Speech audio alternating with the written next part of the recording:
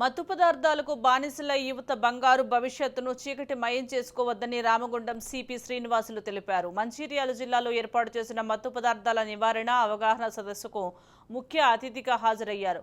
గంజాయికి మత్తు పదార్థాలకు బానిసలై చాలా మంది యువకులు తమ జీవితాలను నాశనం చేసుకుంటున్నారని తెలిపారు.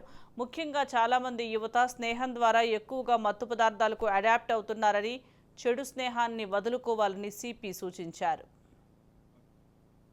ఎవరైతే ఉన్నారో పిల్లలు తల్లిదండ్రులు లేని వాళ్ళు ఒక 23 మెంబర్స్కు వాళ్ళు ఎంతో దయతో వాళ్ళ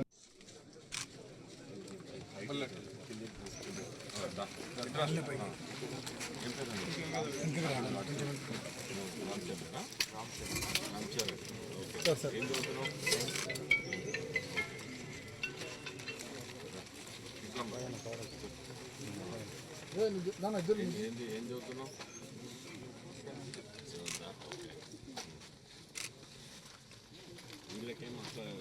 బ్రదర్స్ ఉన్నారు ఇక్కడ. ఇప్పుడు ఏం చదువుతున్నావు? ఎంత క్లాసా? Very good. మీకు ఇది ఉందా అంబులెన్స్?